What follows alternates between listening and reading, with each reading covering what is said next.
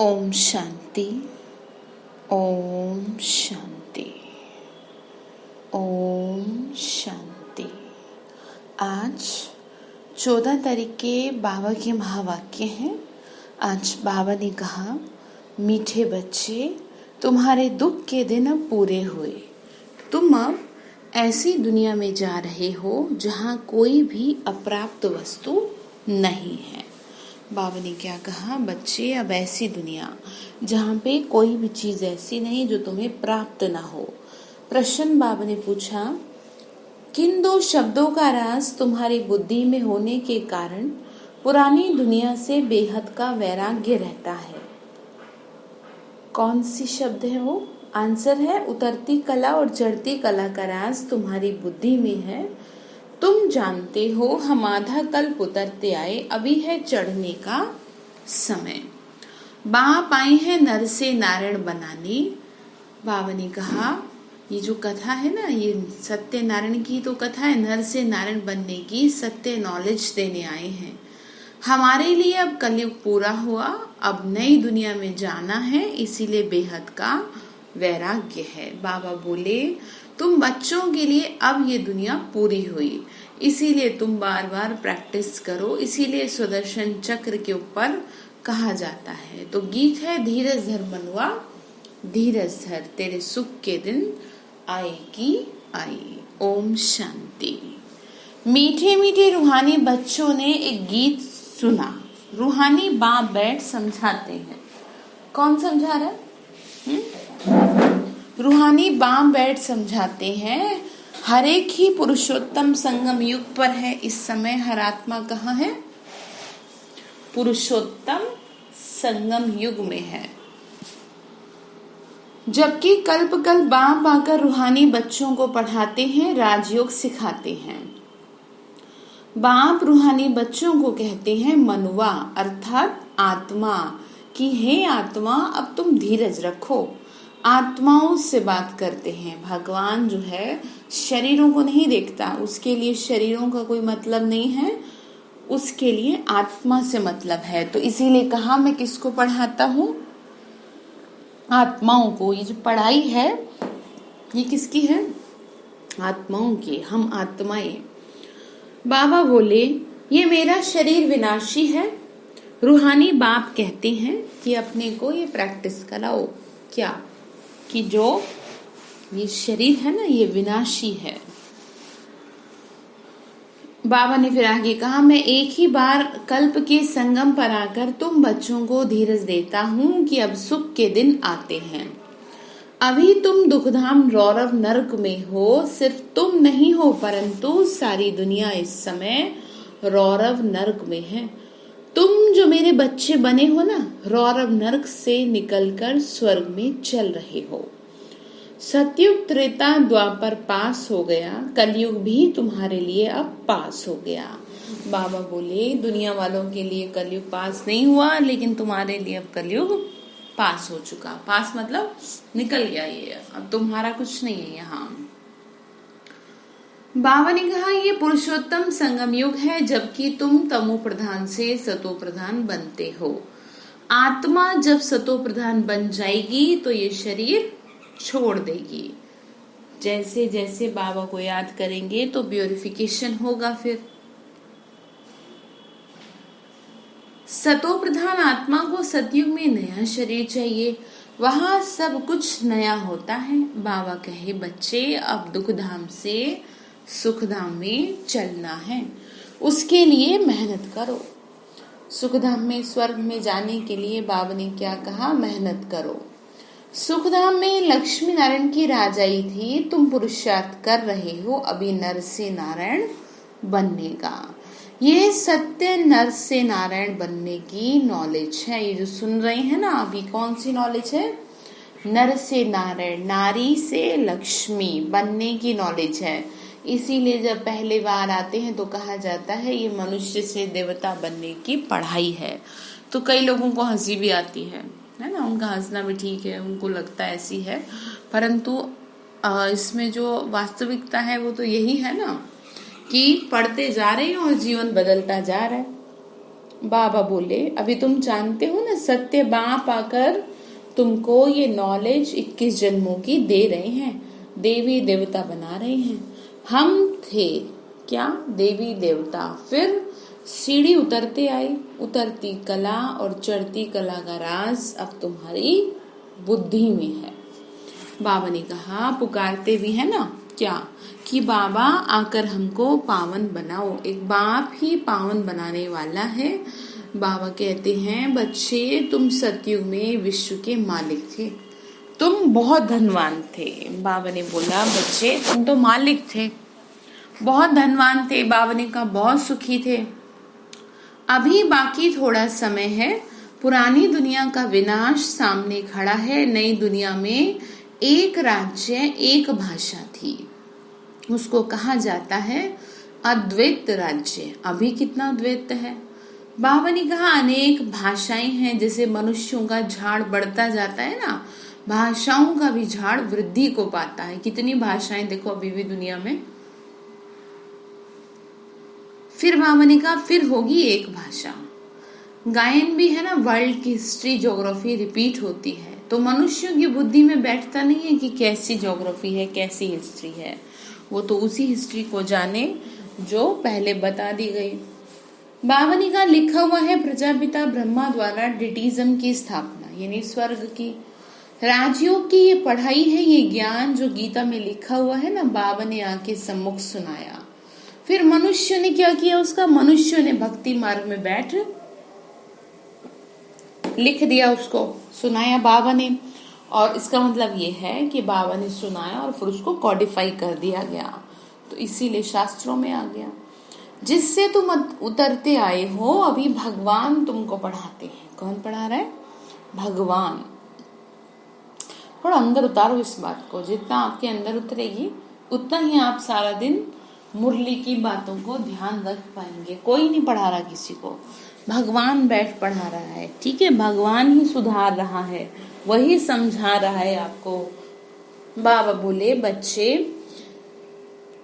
ये जो समय है ना, ये उतरती कला का समय हो रहा है। बाबा ने कहा, ऊपर चढ़ने के लिए अभी भगवान तुमको पढ़ाते हैं, ऊपर चढ़ने के लिए। और भक्ति को कहा जाता है उतरती कला, और ज्ञान है चढ़ती कला का मार्ग। ये समझाने में तुम डरो मत। बाबा ने कहा, तुम क्लियरली बताओ इस बात को। हो सकता है लोग बहस भी करें, तो जहां पे कोई बहस करता है वहां पर बहस नहीं करनी, बाबा की मनाही है। बाबा ने कहा, बस तुम अपना मैसेज दे दो। कोई इंटरेस्ट से सुनता है तो आगे बताओ, लेकिन एक ये जो बात बाबा ने कही, ये बता दो। भले ऐसे भी हैं जो इन बातों को समझने के कारण विरोध करेंगे, शास्त्रवाद करेंगे, परंतु तुमको कोई से शास्त्रवाद नहीं करना। आ गई ना वही बात, बोलो शास्त्र, वेद, उपनिषद व गंगा स्नान करना, तीर्थ करना, ये सब भक्ति कांड है। भारत में रावण भी है बरोबर, जिसकी एफजी भी जलाते हैं। वैसे तो दुश्मनों की एफजी जलाते हैं अल्पकाल के लिए। बाबा ने कहा, ये इस एक रावण की एफजी हर वर्ष जलाते हैं। क्या कहा? ये रावण का ही पुतला क्या करते हैं? हर साल जलाते हैं। रावण ही ऐसा है जो खत्म ही नहीं हो रहा। अपने अंदर से खत्म करें ना हम, अभी नए साल पे ये संकल्प ले, ठीक है? किसी भी एक बीमारी को पकड़े, यानी किसी भी एक विकार को पकड़ ले कि मुझे इससे तो अब हर हाल में निकल नहीं है। बाबा ने कहा, बच्चे फिर बाद में भक्ति मार्ग शुरू होता है तो दुखी बनते हैं, फिर सुखदाता को याद करते हैं, वह भी नाम मात्र। भगवान को याद करते हैं, वो भी नाम मात्र। बाबा ने कहा, क्योंकि उनको जानते नहीं है। गीता में नाम बदल दिया है। पहले पहले तुम ये समझाओ कि जो ऊंचे ते ऊंचा है ना, वो भगवान है और वो है एक।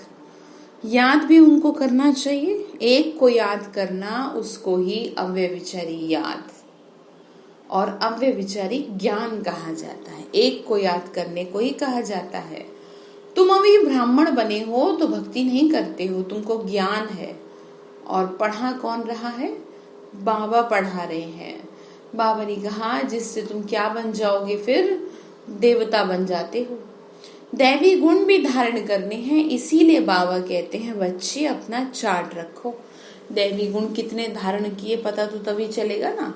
इसीलिए कहा कि आप क्या करो, अपना चार्ट रखो तो मालूम पड़ेगा कि हमारे में कोई अवगुण तो नहीं है। बाबा ने कहा चार्ट रखोगे अपना सारा दिन का तो आपको मालूम पड़ेगा कि मुझ में क्या क्या कमियां हैं। इसीलिए बाबा कहते हैं तो देह अभिमान है पहला जो अवगुण है, पहला अवगुण। फिर दुश्मन जो है ना बाबा ने कहा वो है काम। काम पर जीत पाने से तुम जगत जीत बनेंगे। तुम्हारा उद्देश्य है लक्ष्मी नारायण के राज्य में आना, जहां पर अनेक धर्म थे नहीं। सतयुग में देवताओं का राज्य होता है, मनुष्य होते हैं कलयुग में। है भल वह भी मनुष्य, परंतु वह है दैवी गुणों वाले। किसको कह रहे हैं? लक्ष्मी नारायण को कह रहे हैं कि हैं तो वो भी मनुष्य, लेकिन वो जो मनुष्य हैं वो कैसे मनुष्य हैं? दैवी गुणों वाले मनुष्य हैं। वैसे ही वस्त्र आपको पहना दिए जाएं तो आप भी वैसे ही दिखोगे, लेकिन फर्क रहता है गुणों का। तो बाबा ने वही समझाया।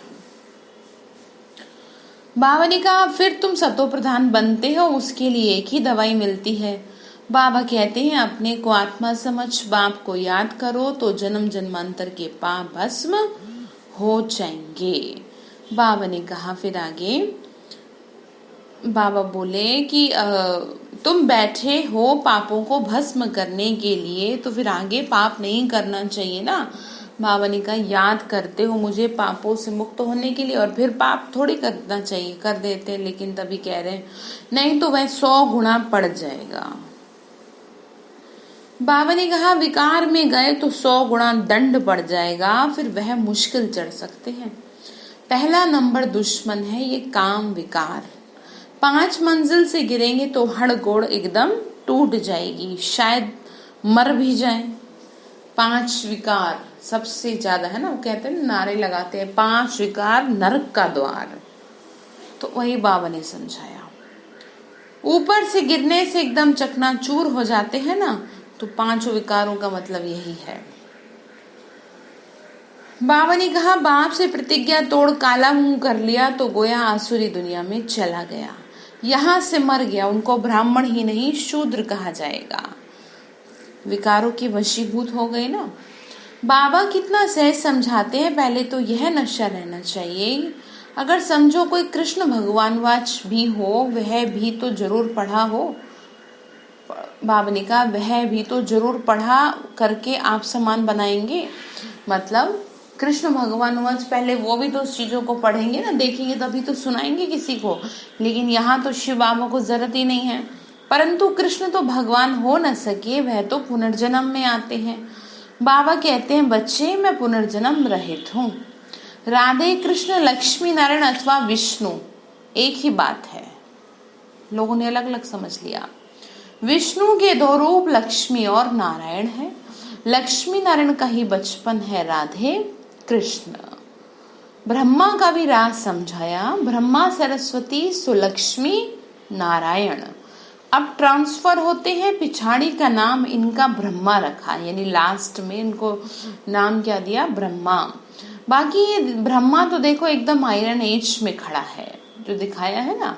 ये फिर तपस्या कर कृष्ण को व श्री नारायण बनते हैं, कृष्ण व श्री नारायण बनते हैं। बाबा ने कहा तपस्या करके अंत के जन्म में वही क्या बनते हैं? श्री कृष्ण या ये कहें नारायण बनते हैं। विष्णु कहने से दोनों आ जाते हैं। ब्रह्मा की बेटी सरस्वती, ये बातें कोई समझ ना सके। बाबा ने कहा 4 भुजा ब्रह्मा को भी देते हैं, क्योंकि प्रवृत्ति मार्ग है ना, निर्वृत्ति मार्ग वाले ये ज्ञान दे नहीं सकते। बाबा ने कहा कि देखो ये जो बाबा समझा रहे हैं ये ज्ञान किसके लिए? प्रवृत्ति मार्ग के लिए है ना। बहुतों को बाहर में फंसा कर ले आते हैं कि चलो हम प्राचीन राजयोग सिखलाएं। अब सन्यासी राजयोग सिखला ना सके। बाबा ने कहा बाहर में ऐसा होता बहुत है। अब ईश्वर आए हैं, तुम अब उनके ईश्वरीय बच्चे हो, ईश्वरीय संप्रदाय हो। ईश्वर आए हैं तुमको पढ़ाने, तुमको राजयोग सिखाने। वह तो है निराकार, ब्रह्मा द्वारा तुमको अपना बनाया है। निराकार शिव बाबा ने क्या किया? ब्रह्मा द्वारा अपना बनाया हमें। बाबा ने कहा, बाबा बाबा तुम उनको कहते हो। ब्रह्मा तो बीच में इंटरप्रेटर है, मतलब लैंग्वेज को ट्रांसलेट करने वाले, जो उनकी भाषा है उसको समझाने वाले। यानी जो बाबा कहना चाह रहा है, बाबा की बातों को सरल भाषा में बताने वाले को क्या कहा जाता है? इंटरप्रेटर।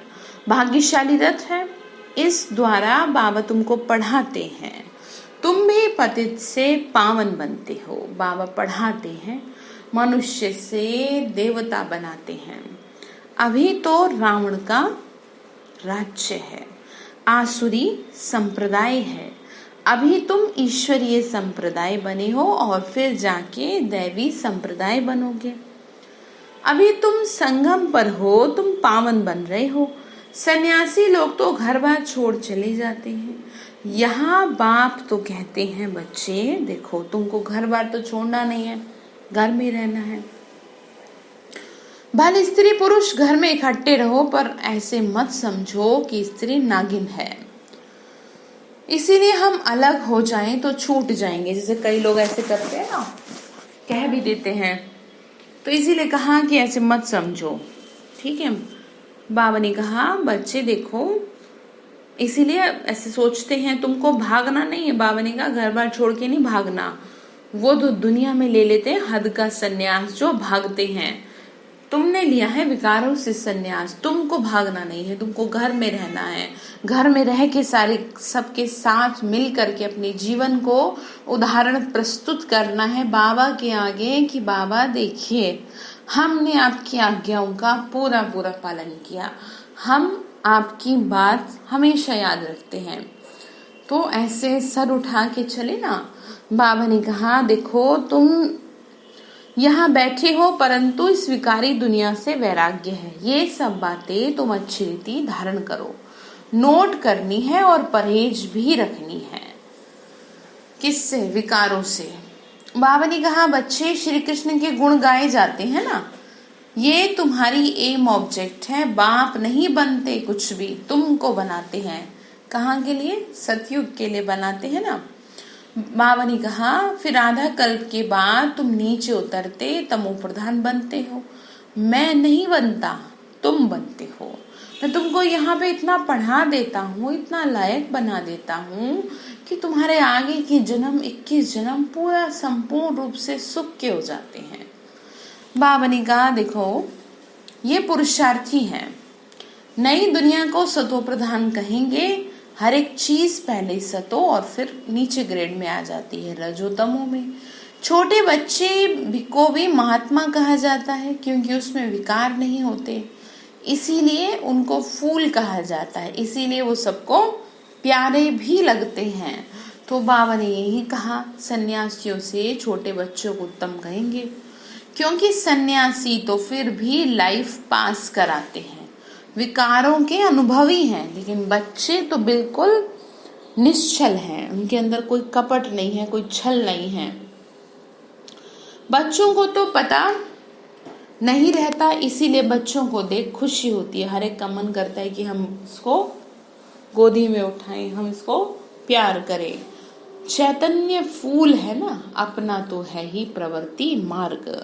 बाबा ने कहा, तुम्हारा क्या है? प्रवृत्ति मार्ग है, यानी गृहस्थ जीवन में ही सब कुछ करके दिखाना है तुमको। ऐसे नहीं बाबा सब ऐसे हैं, जो जैसा है ठीक है, आप अपने पे ध्यान दो। अभी तुम बच्चों को इस पुरानी दुनिया से नई दुनिया में जाना है। अमर लोक में चलने के लिए तुम मेहनत करते हो, मृत्यु लोक से ट्रांसफर होते हो। देवता बनना है ना, तो उसके लिए मेहनत अभी करनी पड़ेगी। ब्रह्मा के बच्चे भाई बहन हो जाते हैं। बाबा ने कहा, देवता बनना है तो उसके लिए एफर्ट्स भी तो देने पड़ेंगे ना। बाबा ने फिर कहा, जब तक प्रजापिता ब्रह्मा का बच्चा न बने, सृष्टि की रचना कैसे हो? प्रजापिता ब्रह्मा के सब रूहानी बच्चे हैं, वह ब्राह्मण होते हैं जिस्मानी यात्रा वाले, और तुम हो रूहानी यात्रा वाले।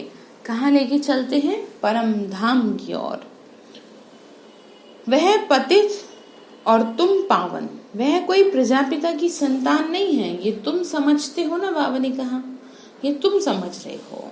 भाई बहन जब समझे तब विकार में ना जाएं। मतलब बाबा ने कहा बच्चे आत्मिक दृष्टि रखो। तो बोलो, बाबा ने कहा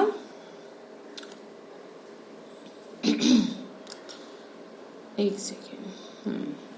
बाबा बोले हमारा बच्चा बनकर और कोई क्रिमिनल आई करे ये गलत है। बाबा कहते खबरदार है ना, हमारा बच्चा बनकर कोई क्रिमिनल काम नहीं करना, नहीं तो पत्थर बुद्धि बन जाएंगे। इंद्र सभा की कहानी है ना, शूद्र को ले आई तो इंद्र सभा में बदबू आने लगी, तो बोला पतित को यहाँ क्यों लाई हो, तो उनको श्राप दे दिया। वास्तव में इस सभा में भी कोई पतित आ न सके, यानी दृष्टि वृत्ति को शुद्ध रखना बहुत जरूरी है।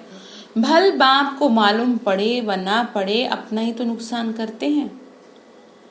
बाप ने कहा और ही 100 गुना दंड पड़ जाता है। पतित को अलाउ नहीं करेंगे, उन्हों के लिए विजिटिंग रूम ठीक है, जब पावन बनने की गारंटी करें। बाबा ने आज बड़ा स्ट्रिक्टली बोल दिया, जब पावन बनने की गारंटी करें तभी परमिशन मिले कि भाई ठीक है आप आओ। दैवी गुण धारण करने में टाइम लगता है, पावन बनने की एक ही प्रतिज्ञा है। बाबा ने कहा पावन बनने के लिए एक ही प्रॉमिस करो।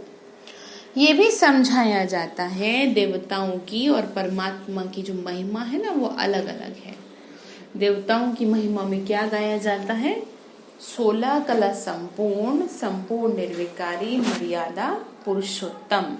और शिव बाबा की महिमा में क्या गाया जाता है, ज्ञान का सागर, प्रेम का सागर, दया का सागर। कितने सारे गुण हैं, तो कितना फर्क है। बाबा ने फिर आगे कहा पतित पावन लिबरेटर गाइड बाप ही है, सब दुखों से लिबरेट कर शांति धाम में ले जाते हैं। शांति धाम, सुख धाम और दुख धाम, ये भी चक्र है। अभी क्या करना, अभी दुख धाम को भूल जाना है। शांति धाम से सुख धाम में वो आएंगे जो नंबरवार पास होंगे, वही आते रहेंगे, ये चक्र फिरता रहता है। बाबा ने कहा सुखधाम में वो आएंगे जो नंबरवार यानी सतयुग में इस समय जो सही तरीके से पास होंगे, जाएंगे भी नंबरवार। उनको कहा जाता है शिव बाबा का सिजरा अथवा रुद्र माला। नंबरवार जाते हैं फिर नंबरवार आते हैं। दूसरे धर्म वालों का भी ऐसा होता है। बच्चों को रोज समझाया जाता है, स्कूल में रोज नहीं पढ़ेंगे, मुरली नहीं सुनेंगे तो फिर एब्सेंट हो जाएंगे। पढ़ाई की लिफ्ट तो जरूर चाहिए ना, पढ़ाई देखो कितनी उच्च है। मतलब बाबा क्या समझा रहे हैं, मुरली पे समझा रहे हैं। पढ़ेंगे नहीं तो फिर कैसे सही रहेंगे, पढ़ना कितना जरूरी है। दुनिया में भी कहते हैं ना पढ़ाई जरूरी है, तो वास्तव में पढ़ाई कौन सी जरूरी है, आध्यात्मिक पढ़ाई भी उतनी ही जरूरी है जितनी कि बाहर की पढ़ाई। बाबा ने कहा जिससे तुम सुखधाम के मालिक बनते हो वहां तो अनाज आदि सब फ्री में मिलता है, पैसा नहीं लगता। अभी तो देखो कितना महंगा है। बाबा ने क्या कहा, कहाँ पर, सतयुग में। सतयुग में क्या होगा, अनाज आदि भी बाबा ने कहा सब सही मिलेगा, कोई दिक्कत ही नहीं होगी तुम्हें। इसीलिए कहते हैं मेहनत कर लो। वहां कोई अप्राप्त वस्तु नहीं होती जिसके लिए मुश्किलात आई। तुम बेगर टू प्रिंस बन रहे हो, यानी भिखारी से साहूकार बन रहे हैं। कौन से भिखारी, धन के भिखारी थे ना, ज्ञान धन नहीं है जिसके पास, उसको बेगर कहा। बाबा ने फिर आगे कहा बच्चे साहूकार लोग अपने को बेगर नहीं समझते, वो भूल जाते हैं इस बात को कि ज्ञान नहीं तो कुछ नहीं। अच्छा, मीठे मीठे सिक्के लदे बच्चों प्रति माता पिता बाप दादा का याद प्यार और गुड मॉर्निंग। रूहानी बाप की रूहानी बच्चों को नमस्ते। रूहानी हम बच्चों की रूहानी माता पिता बाप दादा को नमस्ते। नमस्ते बाबा, शुक्रिया बाबा, शुक्रिया। तो धारणा के लिए मुख्य सार है, बाप से जो संपूर्ण पावन बनने की प्रतिज्ञा की है, इसे तोड़ना नहीं, बहुत बहुत परहेज रखनी है, अपना चार्ट देखना है, हमारे में कोई अवगुण तो नहीं है। बाबा बोले बच्चे अपने पे फोकस करो। दूसरा पॉइंट है, गौरली यूनिवर्सिटी में कभी भी अपसेंट नहीं होना, सुखधाम का मालिक बनने की ऊंची पढ़ाई एक दिन भी मिस नहीं करनी, मुरली रोज जरूर सुननी है। बाबा ने कहा बच्चे मिस नहीं करना। वरदान दिया बाबा ने, मनसा वाचा और कर्मणा की पवित्रता में संपूर्ण मार्क्स लेने वाले नंबर 1 आज्ञाकारी भव। मतलब मनसा वाचा कर्मणा, तीनों में साफ सुथरा होना बहुत जरूरी है। मनसा मतलब होता मन, वाचा यानी शब्द। मनसा पवित्रता और संकल्प में भी अपवित्रता के संस्कार इमर्ज ना हो। सदा आत्मिक स्वरूप, आत्मिक भाई भाई की श्रेष्ठ स्मृति रहे। सभी आत्माएं हैं, भगवान के एक पिता के बच्चे हैं। वाचा में सदा सत्यता और मधुरता हो और कर्म में सदा नम्रता, संतुष्टता और हर्षित मुक्ता हो। इसी आधार पर नंबर मिलते हैं। वरदान को नोट जरूर कर लें आज। और ऐसे संपूर्ण पवित्र आज्ञाकारी बच्चों को बाप का, ऐसे संपूर्ण आज्ञाकारी बच्चों का बाप भी गुणगान करते हैं। कौन से आज्ञाकारी? जो मनसा वाचा कर्मणा अपने जीवन को साफ सुथरा यानी पवित्र रखते हैं, वही अपने हर कर्म से बाप के कर्तव्य को सिद्ध करने वाले समीप रतन बन जाते हैं। वही आत्माएं क्या है?